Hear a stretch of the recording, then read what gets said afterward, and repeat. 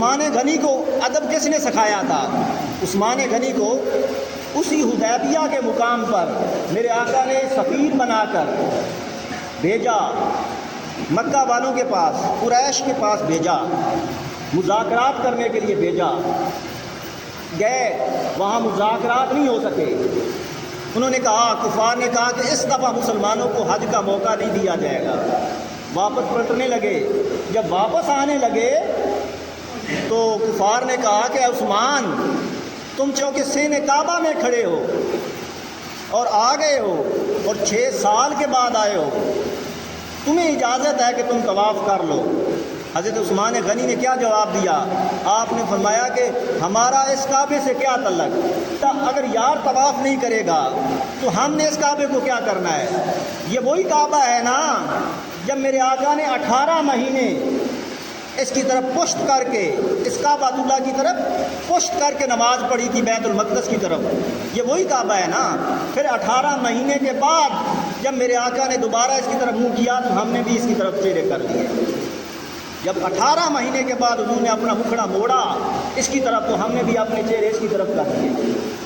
وہ واقعہ اس طرح ہے کہ جب آقا علیہ السلام مکہ میں تھے تو جب بھی نماز پڑھتے آقا علیہ السلام تو کعبہ تھا بیت المقدس، جب بھی نماز پڑھتے تو درمیان میں کعبۃ اللہ کو رکھ لیتے، یعنی اس اینگل سے کھڑے ہوتے، اس زاویے سے کھڑے ہوتے کہ دونوں کعبے سامنے آ جاتے۔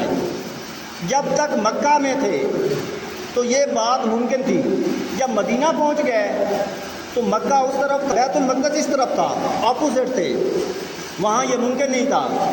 تو ہجرت مدینہ کے بعد 18 مہینے بعد مسجد میں نماز پڑھتے ہوئے، ہجرت مدینہ کے 18 مہینے بعد مسجد میں نماز پڑھتے ہوئے دوران نماز آقا علیہ السلام کے قلب اطہر میں یہ خواہش آئی کہ میں قبلہ بدل لوں، بیت المقدس کو چھوڑ کر کعبہ مکہ کو قبلہ بنا لوں۔ یہ خواہش آئی۔ اس خواہش میں آقا علیہ السلام نے حالت نماز میں، دوران نماز اپنا چہرہ انور بار بار آسمان کی طرف اٹھایا۔ حالت نماز میں اوپر سے جواب آیا، قد نرا تقلب وجهک فی السماء، محبوب ہم نے آپ کا مکھڑا بار بار اوپر اٹھنا دیکھ لیا ہے۔ اے میرے محبوب، اگر آپ اس قبلے پر نہیں، اس قبلے پر راضی ہیں تو ہم اس کو قبلہ بنا دیتے ہیں۔ فَلَنُوَلِّيَنَّكَ قِبْلَةً تَرْضَىٰ، اگر آپ اس قبلے پر نہیں تو ہم اس کو قبلہ بنا دیتے ہیں۔ صورت کیا تھی کہ بیت المقدس کا مثلا اس طرف اور کعبہ مکہ کا اس طرف، دو اپوزٹ سمتیں تھیں۔ صحابہ کرام نماز پڑھ رہے ہیں بیت المقدس کی طرف منہ کر کے، اور جماعت کی نماز ادا ہو رہی ہے۔ آقا علیہ السلام جماعت کروا رہے ہیں، حالت نماز میں امر آ گیا، قد نرا تقلب وجهک فی السماء فلنولینک قبلۃ ترضیٰ، محبوب ہم نے آپ کا مکھڑا بار بار اوپر دیکھنا، اوپر اٹھنا دیکھ لیا ہے۔ اے میرے محبوب، اگر آپ اس قبلے پر نہیں، اس پر راضی ہیں تو محبوب ہماری قبلوں سے غرض کیا؟ ہم قبلوں کے محتاج نہیں، ہم مشرق اور مغرب کی جہتوں کے محتاج نہیں، ہم قبلوں کے تیولات کے محتاج نہیں۔ محبوب میری عبادت، اللہ فرماتا ہے میری عبادت، میری معبودیت، میری الوہیت، میری خدائی نہ اس سمت کی محتاج ہے نہ اس سمت کی محتاج ہے۔ محبوب یہ قبلہ بھی تیری خاطر تھا، یہ قبلہ بھی تیری خاطر ہے، جدھر آپ چاہتے ہیں ہم اس کو قبلہ بنا دیتے ہیں۔ تو اللہ رب العزت کے حکم سے آقا علیہ السلام نے قبلہ بدل لیا۔ اب صحابہ کرام، اب تھوڑا منظر کو سمجھیں، صحابہ کرام کے منہ ہے بیت المقدس کی طرف، اس طرف، اور آقا علیہ السلام کا چہرہ ہے اس طرف۔ مقتدی اور امام آمنے سامنے ہو گئے۔ آمنے سامنے تو نماز نہیں ہونی تھی، اس لیے آقا علیہ السلام وہاں سے صفوں کو چیرتے ہوئے ادھر آ کے کھڑے ہو گئے۔ اب سمت کیا بن گئی؟ صحابہ کے منہ بیت المقدس کی طرف، آقا کا چہرہ کعبہ مکہ کی طرف۔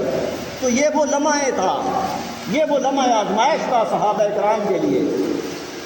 اس کو قرآن کیا کہتا ہے؟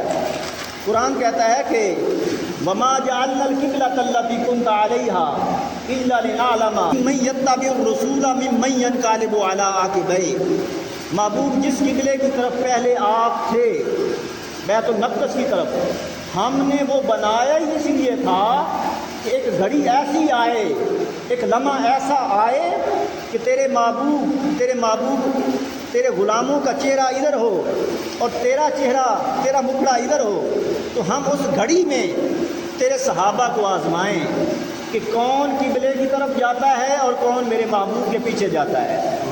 تو یہ لمحہ آزمائش تھا۔ صحابہ کرام کو سمجھ نہیں آ رہی تھی کہ کیا کریں، کیونکہ حالت نماز میں تھے۔ نماز ختم ہو تو آقا بتائیں کہ بھئی قبلہ بدل گیا ہے، ان کو سمجھ نہیں آ رہی تھی۔ اللہ چاہتا تھا کہ ہم آپ کو آزمائیں، آپ کے غلاموں کو۔ تو صحابہ کرام نے کیا کیا، انہوں نے قبلہ چھوڑ دیا اور حضور کے پیچھے لگ گئے، حالانکہ ان کا شرعاً قبلہ بیت المقدس تھا، ابھی ان پر حکم نہیں پہنچا کہ قبلہ بدل گیا ہے۔ تو اللہ رب العزت نے یہاں فرمایا کہ ہم نہیں چاہتے کہ کسی کا ایمان ضائع ہو جائے، گویا اگر صحابہ کرام اس قبلے کو تھامے رکھتے تو ان کا ایمان ضائع ہو جاتا، لیکن اللہ فرماتا ہے قرآن میں کہ ہم نہیں چاہتے کہ کسی کا ایمان ضائع ہو۔ آج لوگ ایمان کے لیے کعبے کی طرف دوڑتے ہیں، لیکن قرآن میں جو اللہ نے ضابطہ دیا وہ یہ کہ کعبے کی طرف نہیں بلکہ کعبے کی طرف دوڑو، اس لیے کہ کعبے اور قبلے تو بدلتے رہتے ہیں، جدھر رخ مصطفیٰ ہے وہی کعبہ خدا ہے، جدھر حضور کا مکھڑا پھر گیا وہی کعبہ خدا ہے۔ تو 18 مہینے تک میرے آقا نے اس کعبے کی طرف پشت کر کے نماز پڑھی۔ جب قبلہ بدلا 18 مہینے کے بعد پھر میرے آقا نے کعبۃ اللہ کو کعبہ بنا لیا۔